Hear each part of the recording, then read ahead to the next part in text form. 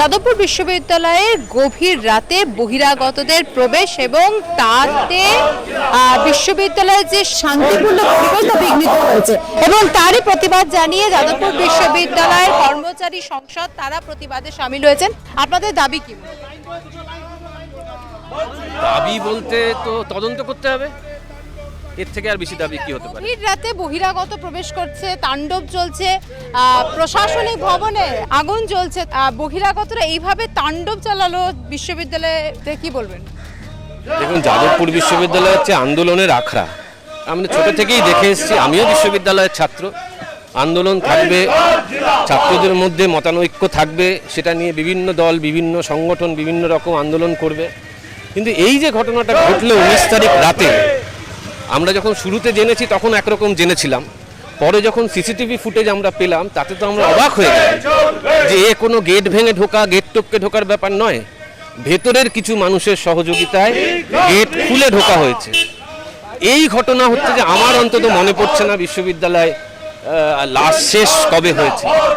এইটা খুবই মানে কী বলবো, মানে একদমই অ্যাকসেপ্টেবল নয়। একটা বিশ্ববিদ্যালয়ের মধ্যে রাত 12:30টার পর এরকমভাবে গেট খুলে দেওয়া, একদল বাইরের লোক ঢোকা, তারা কারা, কেন এসেছিলেন, তারা কে ডেকে এনেছিল, তাদের কে জমায়েত করলো? আমরা খবর পেয়েছি অনেক রাত্রে, কিন্তু মিডিয়া সঙ্গে সঙ্গে খবর পেয়েছে, মিডিয়া চলে এসছে। বেশ কিছু ভেতরের মানুষ যারা বিশ্ববিদ্যালয়ে বিভিন্ন পদে চাকরি করেন তারা চলে এলেন।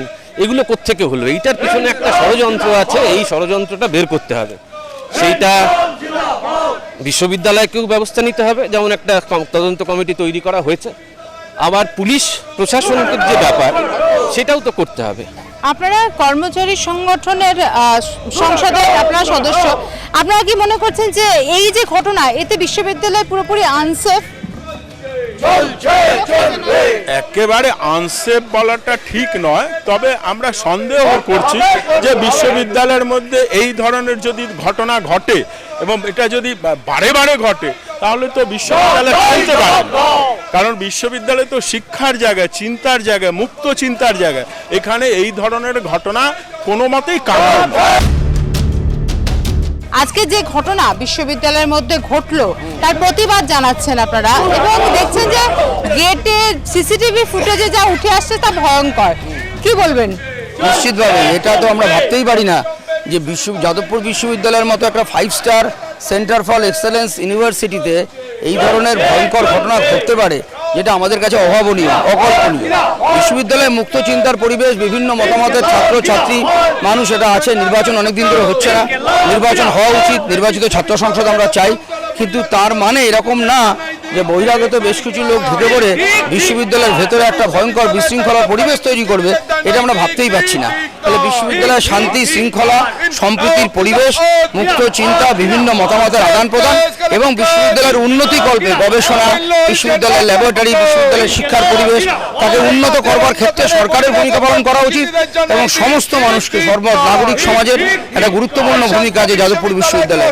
সেই বিশ্ববিদ্যালয় যা গোটা ভারতবর্ষে এমনকি পৃথিবীতেও একটা গুরুত্বপূর্ণ অবদান রাখছে, স্থান অধিকার করে আছে, তাকে এগিয়ে নিয়ে যাওয়ার ক্ষেত্রে প্রত্যেকের ভূমিকা পালন করা উচিত। বিশ্ববিদ্যালয়ে তো বহুদিন ধরে আপনি চাকরি করছেন, তো এই যে ঘটনা, এই ঘটনা অতীতের সঙ্গে অনেকটাই অমিল বলা যেতে পারে। হ্যাঁ, ঘটনা হয়েছে 2014 সালে আমরা দেখেছিলাম, হোক কলরব হয়েছে যাদবপুর বিশ্ববিদ্যালয়, কিন্তু সিসিটিভি ফুটেজে যে ছবিটা দেখা যাচ্ছে সেটা রাতের অন্ধকারে দেখা যাচ্ছে, নিরাপত্তা রক্ষীদের উপরেও প্রশ্ন উঠছে।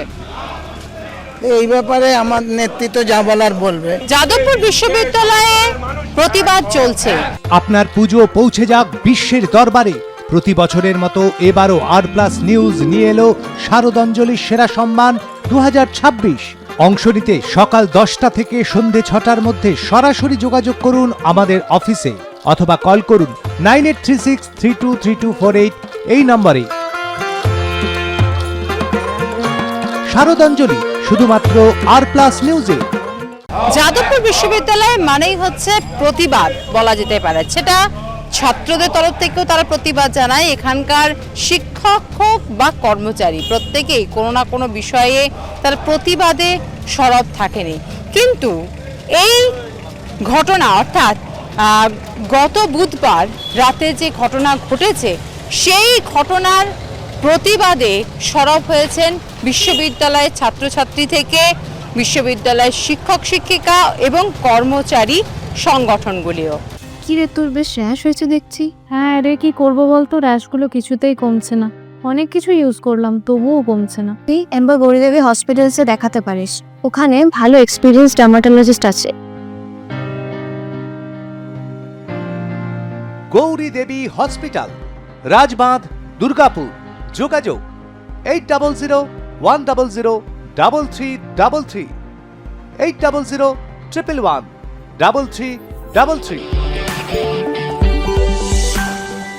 তারা শিক্ষা, সম্প্রতি, গণতান্ত্রিক রক্ষার দাবিতে বিশ্ববিদ্যালয়ের মধ্যে যাতে সম্প্রীতি, যাতে শিক্ষা এবং গণতন্ত্র রক্ষিত হয় সেই দাবিকে কেন্দ্র করে এবং শান্তি বজায় থাকে। আর যে ঘটনা ঘটেছে সেই ঘটনার পিছনে যে সমস্ত অভিযুক্ত আছেন, যারা দোষী, তারা যেন শাস্তি পান সেই দাবিকে কেন্দ্র করে কিন্তু আন্দোলনে সামিল হয়েছেন বিশ্ববিদ্যালয়ের ছাত্রছাত্রী থেকে শুরু করে শিক্ষক শিক্ষিকা এবং কর্মচারী সংগঠনের লোকেরা। ক্যামেরায় পার্থ চক্রবর্তীর সঙ্গে নাজিয়া রহমানের রিপোর্ট, আর প্লাস নিউজ, কলকাতা।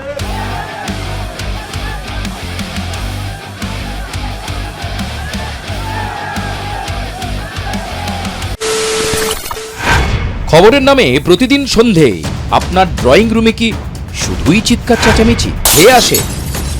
বিতর্কের নামে চলে গালাগালি আর কাদা ছোড়াছুড়ি। এবার সময় পরিবর্তনের, কারণ আমরা কান ফাটানো চিৎকারে বিশ্বাস করি না। আমরা বিশ্বাস করি খবরের সত্যতায়। আমরা কোনো পক্ষের হয়ে গলা ফাটাই না, আমরা সাধারণ মানুষের হয়ে প্রশ্ন তুলি। চিৎকার নয়, শুধু খবর হবে যেখানে বিতর্ক আছে কিন্তু কুৎসিত ঝগড়া নেই। সঠিক তথ্য, বিশ্বস্ত খবর। নজর রাখুন আর প্লাস নিউজে।